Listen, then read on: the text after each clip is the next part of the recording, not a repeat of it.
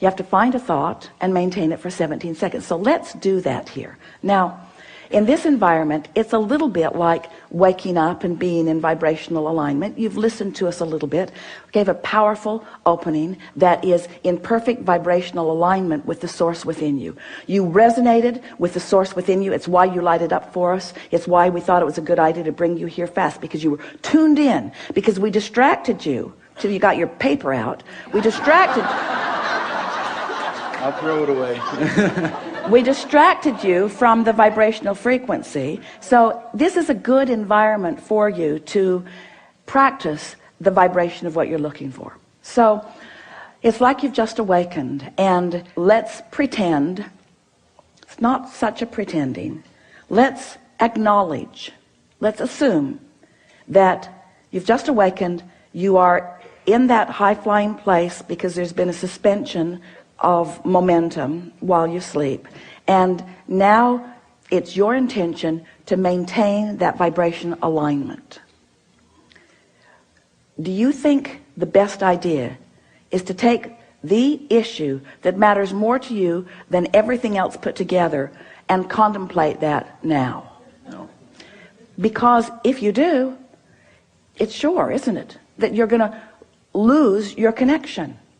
So what we want to convey to you, what we want you to all hear from us, if we can convince you that the connection is what matters and solving that problem isn't, if you can hear that, because if you can sustain the connection for a little while, the problem will evaporate, because in the absence of the vibration of it within you, it can't continue to be your experience.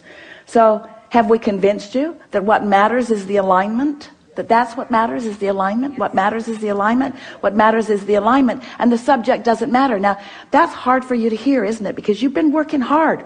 You told us you've been working hard. You've been trying hard. You try hard to get from where you are to where you want to be, and we want you to understand. And we know it must just be so irritating to hear this. You've been wasting your time. Can't get there from there.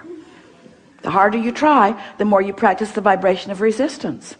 And then the louder you ask, but the more you've practiced the vibration of resistance. So you just have to let the things that you want that haven't been coming go for a while. Just let them go. Stop using what you want that you don't have as your excuse to not feel good. In order to sort of drive this point home in a way that you can really hear it, we've begun speaking about your point of attraction. Your point of attraction, do you sort of understand that?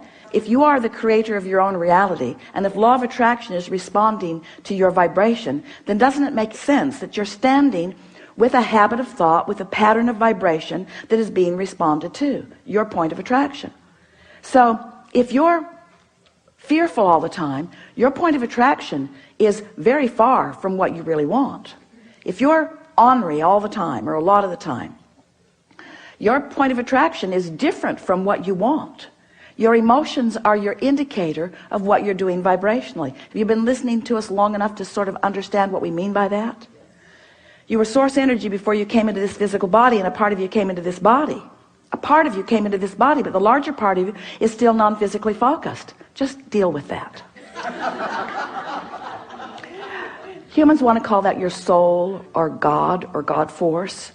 We want to call it that non-physical, eternal part of you that you have sprung forth from, but that you're still intricately tied with. It's your vibrational nature. It's your true vibrational nature. So that part of you adores you. When you're mad at you, you cause a vibrational difference. That part of you loves others. When you find someone who is despicable, Esther loves that word, despicable, you cause a vibrational variance. So when you separate yourself from you by the logical thing that you've chosen, that's a vibrational variance. But if you practice it long enough, then you end up in this sort of habit of vibration. So we've been wanting to demonstrate that your point of attraction is like a sort of swirling state of being. It's a vibrational disc, sort of like the seven dwarves. There was Henri, well, they called him grumpy, but same difference, and happy. There was dysfunctional and passive aggressive. So Esther's up to about 200 dwarfs now. She's having such fun. She recognizes them around in herself and others. So there are these habits of thought, these vibrational habits of thought that represent this sort of vibrational place where you hang out. And so if you've been hanging around in hopeful but not believing, then that's what the universe leads you to. If you're hanging around in despair or discouragement, then that's what the universe leads you to. Let's define what we mean by that's what the universe leads you to. There's a better way of saying that. That's what you find in the universe. That's what you find. That's what your point of attraction yields to you. So we want you to realize that if you will just choose the disc, if you choose the subject chooses the disc. Think about that. I'm going to think about money. Despair. Not really. It could be optimism, or it could be fantastic journey. You know where you're at relative to that. When you think about wanting a relationship that you've never known, but that you sense is there, that you really want, and you feel lonely or the absence of it, loneliness is in a very different place than joy. So we're saying this to you more clearly than we've ever said it before. Choose the disc by the way it feels, not by the subject that you want to place on it. That's a good way of saying that, isn't it? So when we say, what are you going to think about? Your answer, if it's a really good answer, is anything that keeps me up here. Oh, well, are you going to think about the things that are important to you? No, that would take me down here. Because the things I really want, now we know, you know, we're playing with you because we see you progressing and having wonderful lives in many regards, but you know what we're getting at. Sometimes the things that matter to you most don't make you feel that good because the vibration that you've practiced isn't one of knowing or expecting. Every subject is like a big long stick or a little short stick, doesn't matter. It's a stick. A really big long stick that has two ends on it. On one end of it is what is wanted, and on the other end of it is the absence of what is wanted.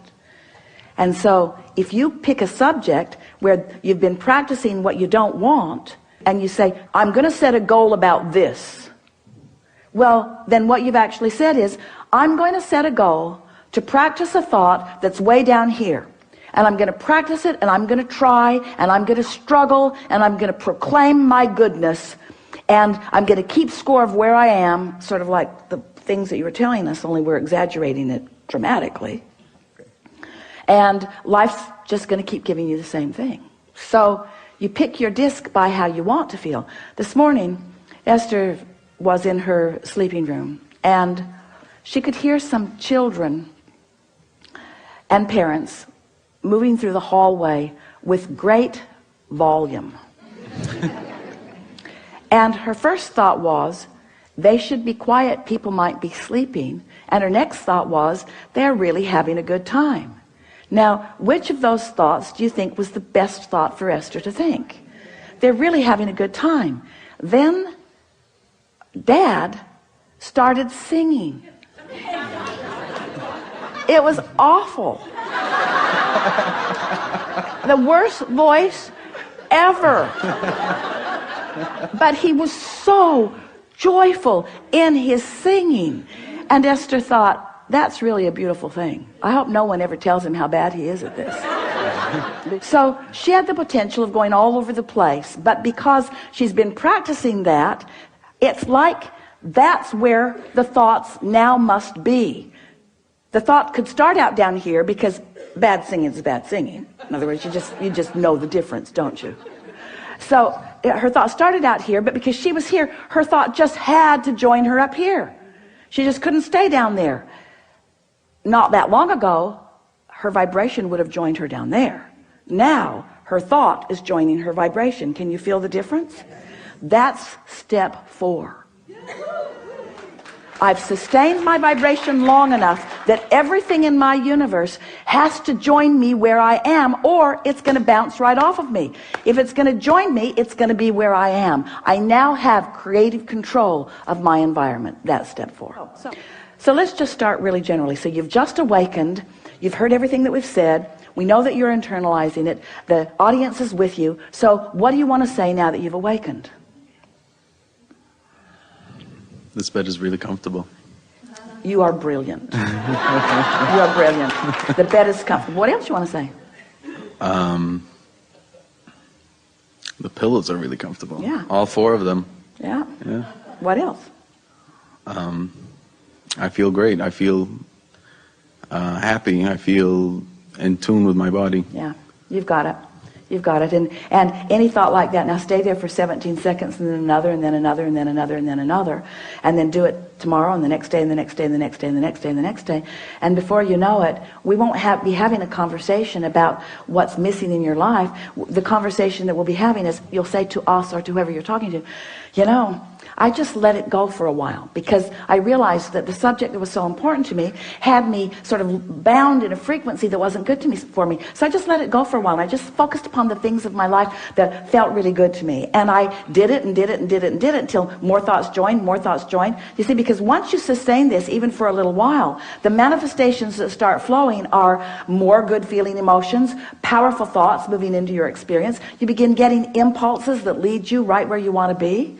What Esther is discovering, now that she's there so much of the time, is that she'll get an impulse to do something that formerly she thought would not have been a very good idea to do it, but she'll do it, and then something will unfold that for just a minute she'll think, oh, I'm not sure if that was a very good idea either, but then that will cause a question to be asked within her that will bring a solution, and she'll realize, I was just led right down a path from where I am to where I want to be. Because she's heard us say, and you have too, that the source within you knows where you are in relationship with everything you want, and knows exactly what the path of least resistance is to get you there. But you've got to try a little bit to be on a vibration of least resistance. And as you start hanging out in a vibration of less and less and less resistance, it's just going to amaze you at first when you realize how smart non-physical is, how caring they are about where you are, how much they know about where you are in relationship to where you want to be. And they'll just guide you and guide you and guide you and guide you. And you know what the best part is? The journey is so fun. You keep thinking it's the destination that's going to ring your bells. The journey rings your bells. Because in the absence of resistance, it's fun here, and it's fun here, and it's fun here, and it's fun here, and it's fun here, and it's fun here, and it's fun here, and it's fun here, and it's really fun here, and it's really fun here, and it's really fun here. And that was so interesting. And I like this so much. And before you know it, every day of your life is one of just moving into things that are interesting and fun, and sometimes challenging, which is both interesting and fun, you see. You don't have to be where you think you want to be in order to be happy. You just got to be on the way to where you want to be in order to be happy. When you go on vacation, you're going to go here and here and here and here and here and here, and you're going to end up back home, and you never say, final destination is home. I'm already there. Why go? Because you know why you're going. You're going for the stimulation. You're going for the life it gives you. You're going for the fun. It's not the end result, and there is no end result. There is no ending. Step 4 has got to tell you that. We've been hanging around on step 1, step 2, step 3 for quite a long time. Now we're in step 4. Doesn't that let you know? It never ends. And there's a 5 and a 6 and a 7. Don't worry about it. We're just kidding. It's just more of the same. It's just more. Once you get this and you've got this, once you practice this and you are, once you sustain it and you know how to do it, life's just going to yield to you all of the reasons that you said, I'll go forth into this physical experience. Not one of you said, I'll deprive myself in order to really want something. Not one of you said, I'll go forth into a broken world and I'll patch it up. You didn't say that. You said, I'll go forth and I'll figure out what I want and I'll line up with it and I'll feel good. And the wholeness of who I am is going to flow through the specifics of what I'm living. And I'm an eternal being. And I mean to make this moment and this one and this one and this one and this one all that it can be. Really good. Thank you.